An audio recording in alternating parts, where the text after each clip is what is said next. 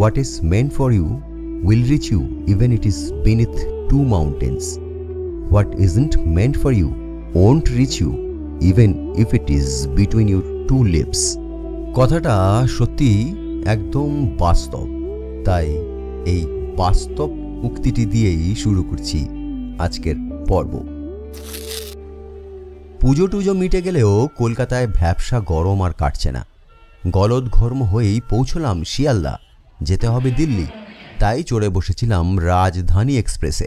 Cooling train, dynamic রেঞ্জে ভাড়া ওঠানামা করে, ফলে টিকিটের চাহিদা তুঙ্গে থাকায় ভাড়া উঠেছিল ৩৩০০ টাকায়। মানে দিল্লি যেতেই আমাদের তিনজনের ভাড়া গুনতে হলো প্রায় ১০,০০০ টাকা। কিন্তু করার কিছু নেই, যেতেই হবে, চিকিৎসার ব্যাপার আছে। দিল্লি যখন যাচ্ছি তখন আর একটু উত্তরের দিকে পা বাড়াবো না? হিমালয় মন কেমনের ডাক দেয় যে। কোন দিকে পা বাড়াবো তখনও জানি না আমরা। হোটেল টোটেল কিছুই বুক করিনি। পরিস্থিতি বুঝে পা বাড়াবো যেদিকে মন চায়। তবে হিমালয় দর্শন করবই, আর আমরা যদি দর্শন পাই তাহলে আপনারাও বঞ্চিত হবেন না, এটা চিনুর দুনিয়ার গ্যারেন্টি। তা যাই হোক, রাজধানী তো ছুটছে ঝড়ের গতিতে, আর গতির ঝড়ের সঙ্গে পাল্লা দিতে রাজধানীর কামরাতেও সহযাত্রীদের মধ্যে উঠল বাঘ বিতণ্ডার ঝড়। হে প্রভু, রাজধানীতে চড়েও শান্তি নেই, সে একেবারে হুলুস্থুল কাণ্ড। তাই এই পর্বের নাম দিয়েছি রাজধানীতে হুলুস্থুল। তাহলে শুরু থেকেই শুরু করা যাক। চলুন, back to Sealdah. Hello hello বন্ধুরা, আমি আবার হাজির হয়েছি ক্যামেরার সামনে। শিয়ালদায় দাঁড়িয়ে রয়েছি, 4:14 বাজে। রাজধানী এক্সপ্রেস ধরবো। এবং আপনারা জানেন যে, যারা আমার পুরনো দর্শক তারা জানেন যে অক্টোবরের এই সময়টা, এই পুজোর পর, লক্ষ্মী পুজো পুজোর পর, কালী পুজোর আগে আমাকে দিল্লি যেতে হয় চিকিৎসার কারণে। তো আমার পার্টনারের চিকিৎসার কারণে, সেটা পুরনো যারা দর্শক তারা জানেন। যাই হোক, আমি সেই বিষয়ে ঢুকছি না। আপাতত ডেস্টিনেশন দিল্লি, রাজধানী এক্সপ্রেস ধরবো 4:50-এ। 4:15 বেজে গেছে, ফলে তারা আছে, বুঝতেই পারছেন, ঢুকে যেতে হবে শিয়ালদা স্টেশনের ভেতরে। তার আগে ছোট্ট ইন্ট্রোডাকশানটা দিয়ে রাখলাম। শুরু করা যাক একটা জার্নি। দেখি এই জার্নিটা কোথায় গিয়ে থামে বা কোন দিকে গড়ায়। যা পাবো যাত্রাপথের গোটা ছবি আমি তুলে ধরবো আপনাদের সামনে। তাহলে চলুন, চিনোর দুনিয়ায় আপনাদের সবাইকে স্বাগত।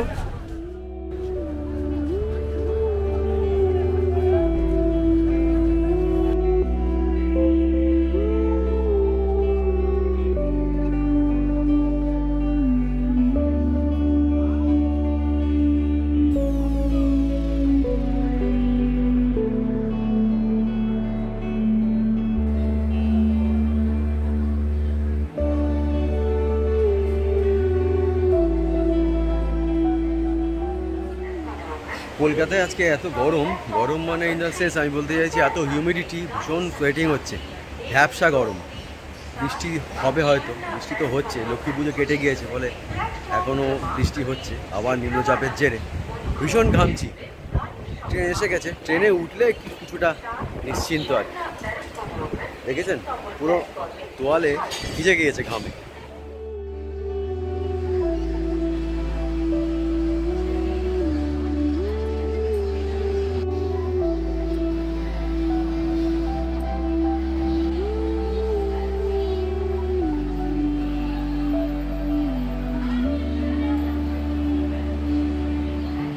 দিয়েছে একেবারে সামনের দিকে, পুরো প্ল্যাটফর্ম হাঁটতে হলো।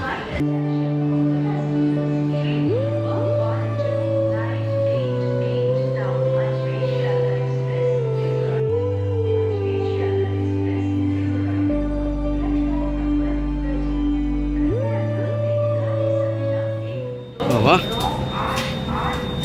শান্তি পেলাম। বাইরে ভীষণ গরম।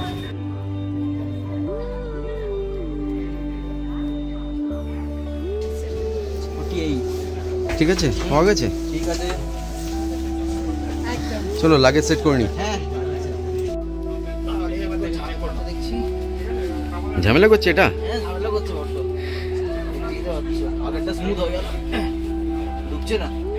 দাঁড়া লাগেজগুলো আগে সেট করি, এটা হচ্ছে সব থেকে বড় চিন্তার বিষয়, আগে ট্রেনে উঠে লাগেজ সেট করা।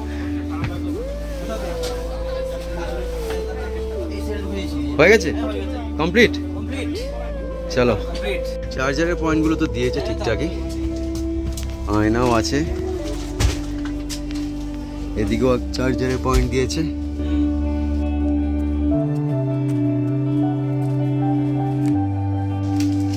এমনি পরিষ্কার পরিচ্ছন্ন কম্পার্টমেন্ট, একদম ঝকঝকে তকতকে। বাইরেটা হামসফারের মতো দেখতে করেছে, কিন্তু ভেতরটা অ্যাজ ইউজুয়াল যেমন LHB কোচ হয় সেরকমই। সাইড আপার, সাইড লোয়ার, আমার একটা সাইড আপার পড়েছে যদিও।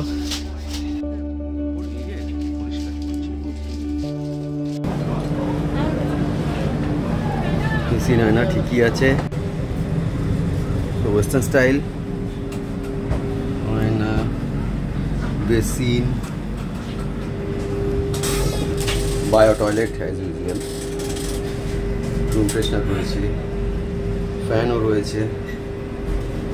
রাজধানীর প্রিমিয়াম ট্রেন, ডাইনামিক রেঞ্জে ভাড়া ওঠানামা করে, তার তো কিছু তো সুবিধা দেওয়া উচিত, সেই হিসেবে পরিষ্কারই রয়েছে। ডাস্টবিনও রয়েছে, ইউজ মি ডাস্টবিন।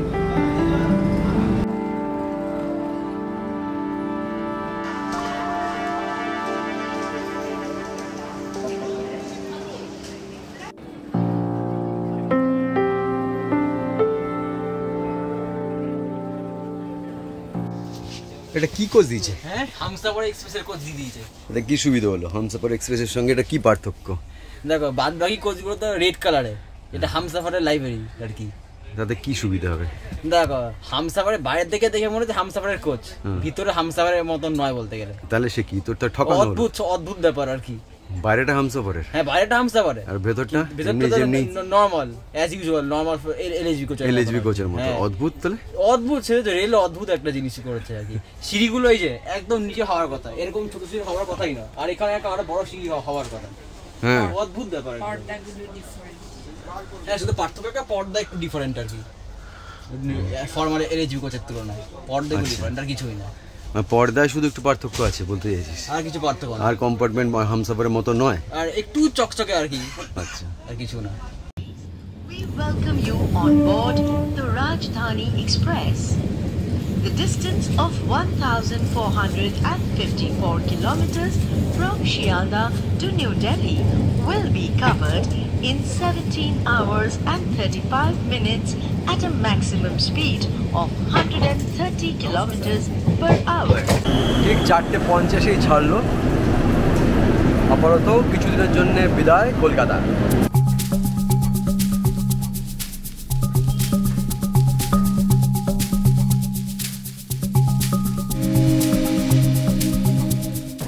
দিনভর ভ্যাপসা গরম ছিল, ভীষণ হিউমিডিটি ছিল, প্রবল ঘাম হচ্ছিল।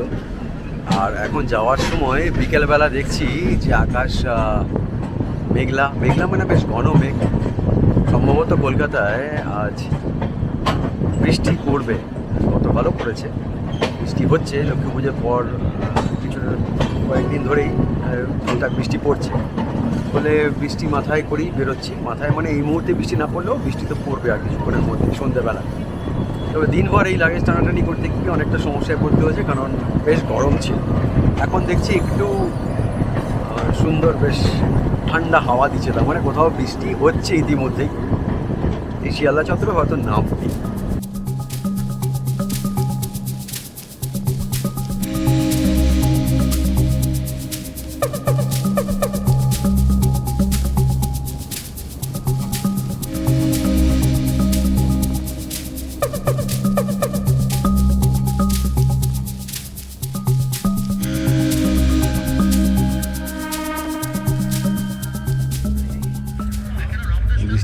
দেখ সারা দিন কি ভোগালো, কি ভ্যাপসা গরম। আমি একটু আগেই তাই বলছিলাম যে বৃষ্টি পড়বে, মানে বৃষ্টি, হ্যাঁ বৃষ্টি মাথায় নিয়েই বেরোলাম আর কি। চলন্ত ট্রেন আর এসি কামরার কাঁচে বৃষ্টির জল জল ছবি আঁকছে। আহা, এ যেন ঠিক সিনেমার মতো একটা জার্নি। চলন্ত ট্রেনের জানলায় চোখ রেখে বাইরে বৃষ্টি দেখতে কি যে ভালো লাগে। আপনাদেরও নিশ্চয়ই একই মত। এই যে আমার পুত্র জানালার বাইরে চোখ রেখেছে, ওর চোখে ঘোর লাগা কৈশোর। আমিও যেন ওর দৃষ্টির হাত ধরে পৌঁছে গিয়েছি ফেলে আসা কৈশোরে। আপনাদেরও কি এই একই রকম অনুভূতি হয়? হয়তো আমরা অনেকেই তো ট্রেন জার্নিতে ফেলে আসা শৈশব অথবা কৈশোর খুঁজে ফিরি, তাই না?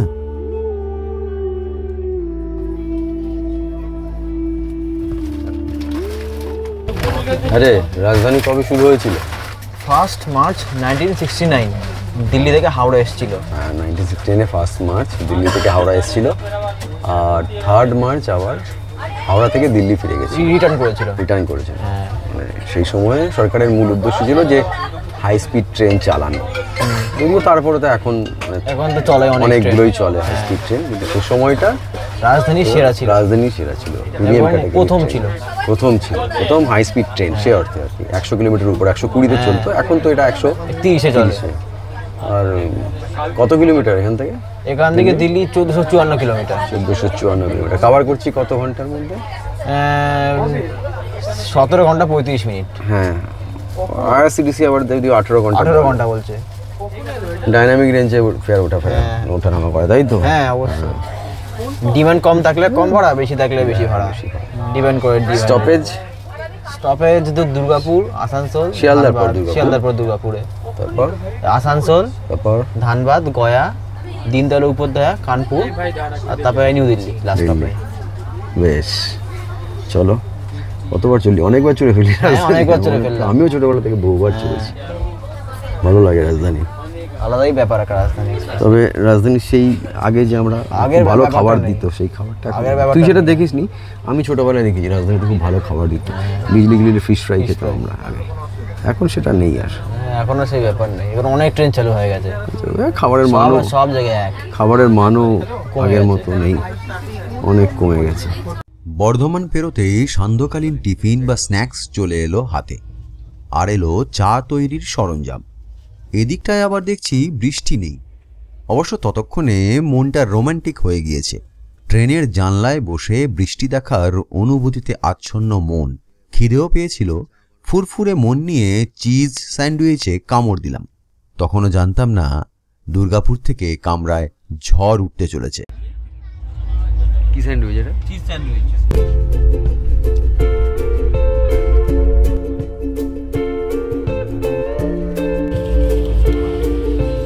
কচুরিটা কিন্তু গরম আছে, সবসময় আইআরসিটিসি বদনাম করবো না।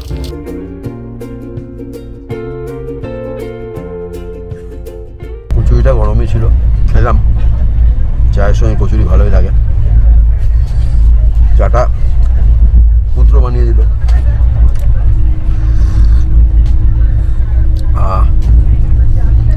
খারাপ খেলাম না, টিফিনটা ভালোই খেলাম।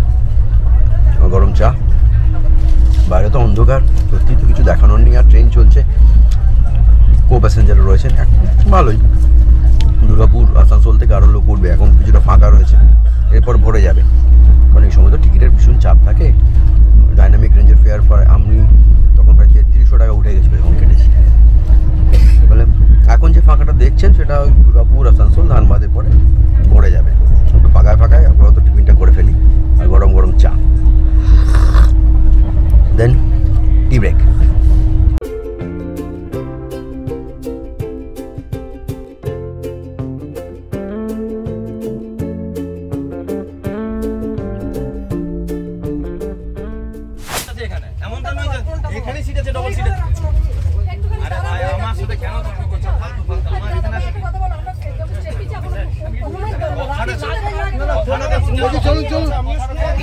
দুর্গাপুর বেরিয়ে গেল, দুর্গাপুর থেকে প্রচুর লোক উঠলো। আমি বললাম না একটু আগে, ট্রেনটা ফাঁকা দেখালো, আসলে ফাঁকা নয়।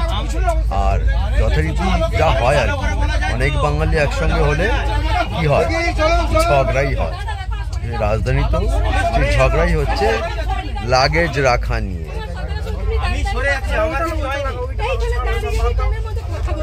যিনি লোক আছে, প্যাসেঞ্জার আছে, আমরা তো আগে সাইড হয়ে যাওয়া উচিত না। কথা বাড়াচ্ছেন, আমরা কি বুঝতে পারছেন? আমরা কি বলছেন?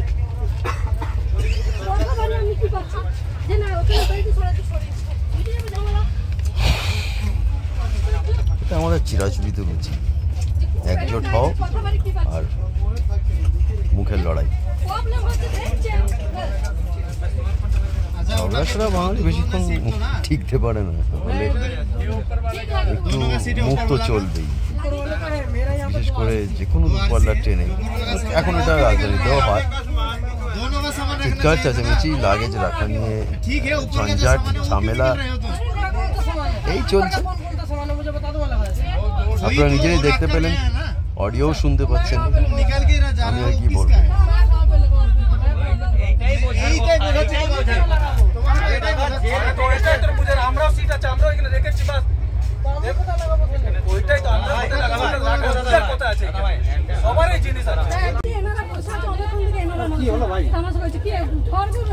নিজের কথাটা ভাবছো, নিজের কথাটাই ভেবে আমার কথা ভাবলে আমার কি একটা লাগে হাত দিতে, তুমি কার কথা ভাবলে, তুমি নিজের কথা খালি ভেবেছো।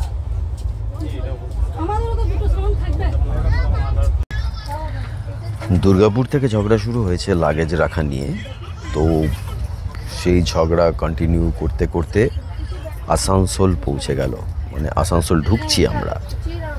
তো শেষে ইন্টারভিউ করলাম বাধ্য হয়ে, কারণ গোটা কামরার শান্তি বিঘ্নিত হচ্ছিল।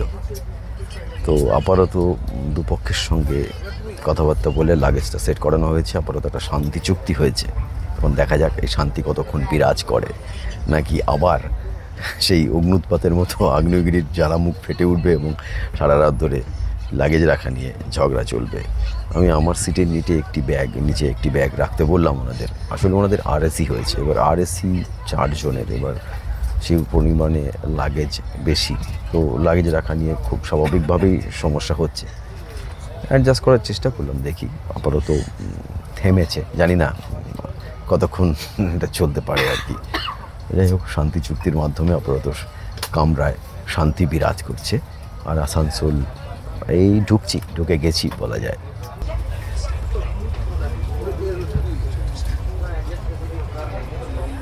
কোথায় ঢুকলো?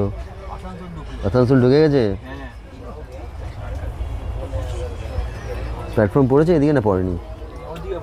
ভেবেছিলাম যে যাক একটা সমঝোতা চুক্তি বার করা গেছে, শান্তি চুক্তি হয়েছে, মানে 2 সহযাত্রীর মধ্যে, কিন্তু তা নয়।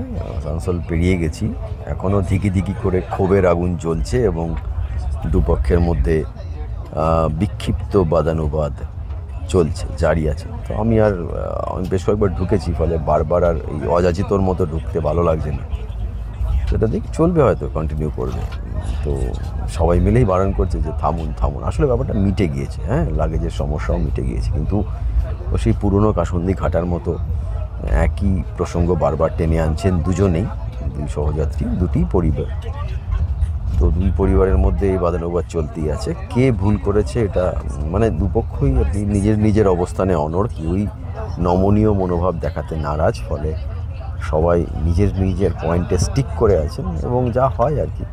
অথচ আসল যে মূল সমস্যা, লাগেজ রাখার সমস্যা, ওটা কিন্তু মিটে গিয়েছে। যে যার সিটে সেটেল হয়ে গেছে, লাগেজও সেট হয়ে গেছে, কিন্তু সেই যে প্রথমে ওঠার সময় যে উত্তপ্ত বাক্য বিনিময় হয়েছিল, সে সময় কে ভুল করেছেন তার চুলচেরা বিশ্লেষণ চলছে, অনেকটা সেই পোস্টমর্টম রিপোর্টের মতো আর কি। তো কেউ নমনীয় মনোভাব দেখাতে নারাজ, কেউ মাথা নিচু করবেন না, সবাই ঠিক আছেন নিজের পয়েন্ট অফ ভিউতে, ফলে যা হয় আর কি, একটা ইগো প্রবলেম। তো তাতে করে যেটা হচ্ছে, অন্য যে সহযাত্রীরা আছে তারাও বিরক্ত হচ্ছেন, তারাও বলছেন যে আপনারা এবার থামুন। ইনফ্যাক্ট আমি নিজেও বললাম বেশ কয়েকবার যে এবার থামুন, সব তো হয়ে গেছে, সমস্যাই তো মিটে গেছে, তাহলে ঝগড়া করছেন কেন? ঠিক আছে, দেখা যাক, এই নিয়েই চলতে হবে আর কি করা যাবে।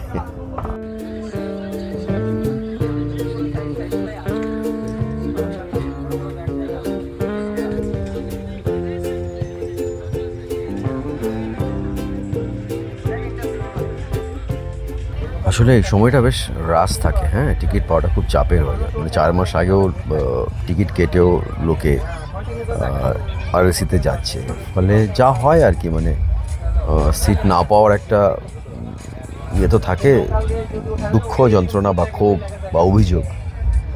আর যা হয়, একটা সিটে 2 জন করে বসে যাচ্ছে RSC হওয়ায়, কিন্তু লাগেজ তো সেই 2 জনেরই আছে। এবার সিট কম, লাগেজ হয়ে গেছে বেশি, তো অ্যাকচুয়ালি রাগটা রেলের ওপর, কিন্তু যা হয় আর কি, নিজেরাই যুদ্ধে জড়িয়ে পড়ছে। তো রেলের মতো চলছে, আর নিজেরা লড়ে মরছি আমরা আর কি। ব্যাপারটা এরকমই দাঁড়িয়েছে। সমস্যাটা এই জায়গাটাই যে আমি বুঝলাম কথাবার্তা বলে যে সিট কম, এবার লাগেজ বেশি হয়ে গেছে RAC থাকার ফলে। তো এবার কেউই মানে ধৈর্য রাখতে পারছেন না। সবারই এটা তো স্বাভাবিক যে হ্যাঁ 4 মাস আগে টিকিট কেটেছেন, তারপরে বসেছিলেন যদি কনফার্ম হয়নি, কপাল কী করা যাবে, হয়নি, অনেকেরই হয়। এবার তারপরে যা হয়, ট্রেনে উঠে দুপক্ষই মেজাজ হারিয়ে ফেলেছেন লাগেজ রাখার জন্যে। জায়গা তো আর বাড়ানো যাবে না, জায়গা যা তাই। এবার যা হয় একটু মাথা গরম করে ফেলে তারপর ঝগড়াঝাটিতে জড়িয়ে পড়া আর কি।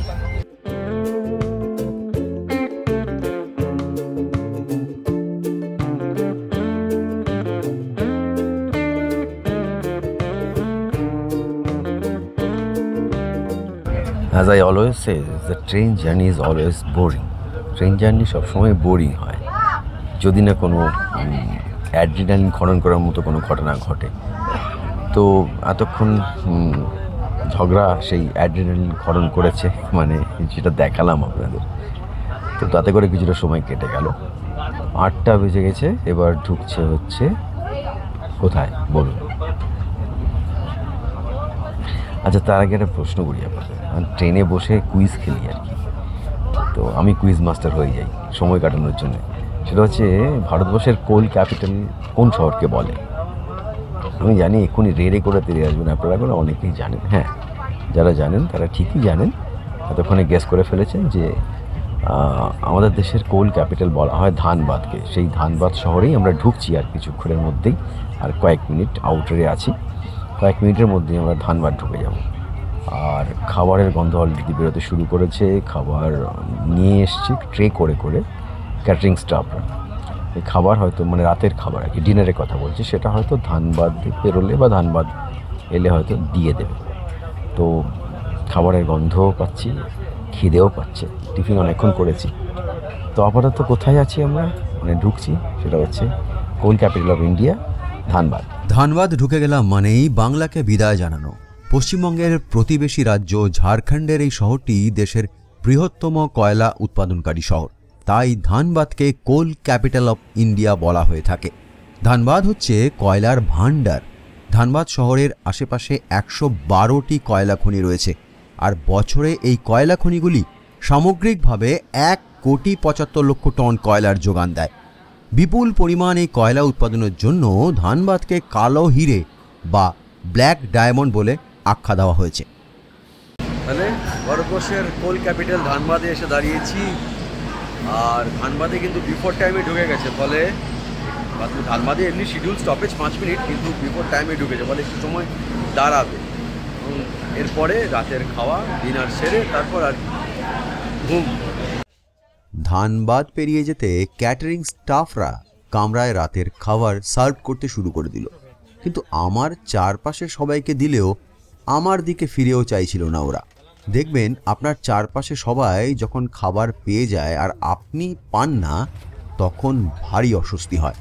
কেমন জুলু জুলু চোখে চেয়ে থাকতে হয় অন্যদের দিকে। মনে মনে বলছি, আরে ভাই মেরা নাম্বার কব আয়েগা? আমার নাম্বার এসছে, ধন্যবাদ। রাতের খাবার এসে গেছে, ডাল দিয়েছে, বসে গেছি খেতে।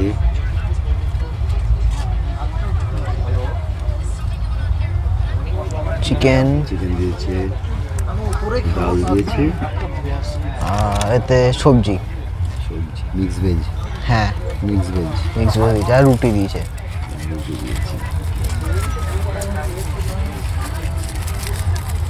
আর এখানে রাইস আছে। হ্যাঁ, রাইস,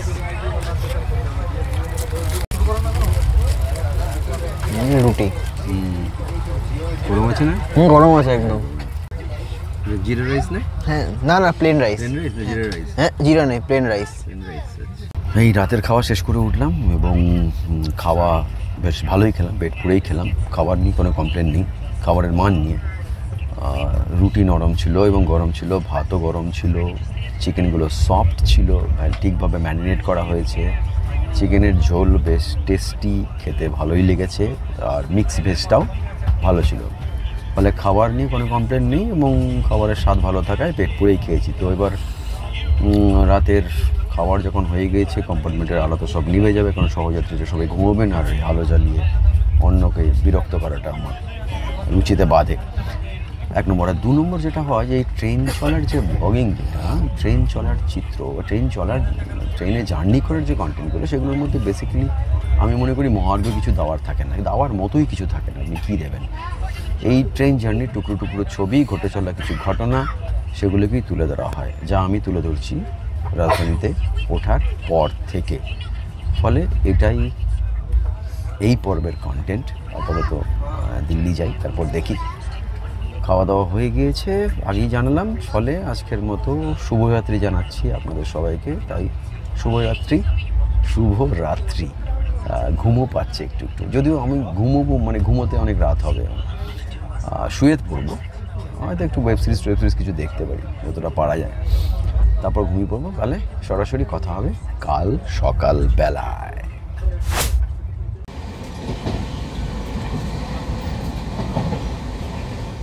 খেয়াল করে দেখবেন, ট্রেন জার্নিতে সকালটা অদ্ভুত একটা আলস্যে ভরা থাকে। যদি কনফার্ম টিকিট থাকে তো নির্দিষ্ট বার্থে শুয়ে অলস একটা সকাল কাটাতে দারুণ লাগে। অবশ্য আরএসি হলে সেই সকালটাই তিতকুটে হয়ে যায়, তাই না?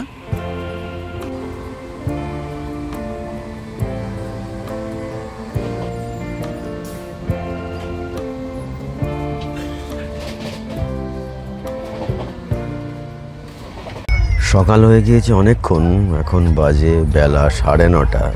সে অর্থে লেট রাইজার। কিন্তু আমি গতকাল আর কি 2:30 অবধি বসে বসে ওয়েব সিরিজ দেখলাম। কিছু করা ছিল না, ট্রেনে আমার ঘুম আসে না। আমি অনেকবারই বলেছি কথাটা, কিছুতেই ট্রেনে আমার ঘুম আসে না।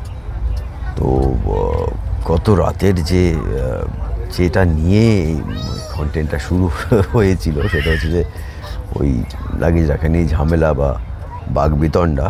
তো সেই বাগবিতণ্ডা আর চলেনি। রাতে খাবার দাবার পরে সবই মানে শান্তির পরিস্থিতি ছিল, শান্তির বাতাবরণ ফিরে এসেছিলো কামরায়। ফলে সবাই ঘুমিয়েছে, এইটুকু বলার। আর সকালে ব্রেকফাস্ট করব, চা খাবো, আর 1.5 ঘন্টা আছে পৌঁছে যাব দিল্লি। ফলে আর কি দেখাবো, কিছুই দেখানোর নেই, এইটুকুই গল্প। এবার দিল্লি নামি, তারপর বাকি কথা বলছি। নিজের বার্থে শুয়ে ল্যাদ খেতে খেতেই ব্রেকফাস্ট এসে গেল, আর আমার ব্রেকফাস্ট সারতে সারতে ট্রেন পৌঁছে গেল রাজধানী দিল্লির চৌকাঠে।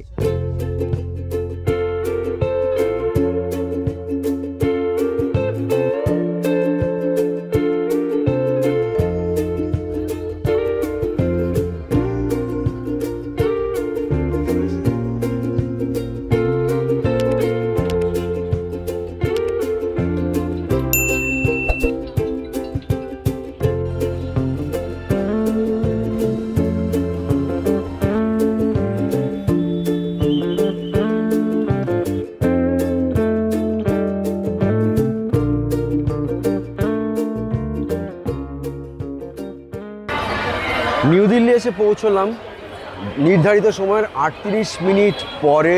রাজধানী এক্সপ্রেস ঢোকালো নিউ দিল্লি স্টেশনে। আপাতত নিউ দিল্লি স্টেশনে এসেছি এবং দিল্লি থেকে আমরা যাব, ডাক্তারের ব্যাপার আছে জানেন আপনারা।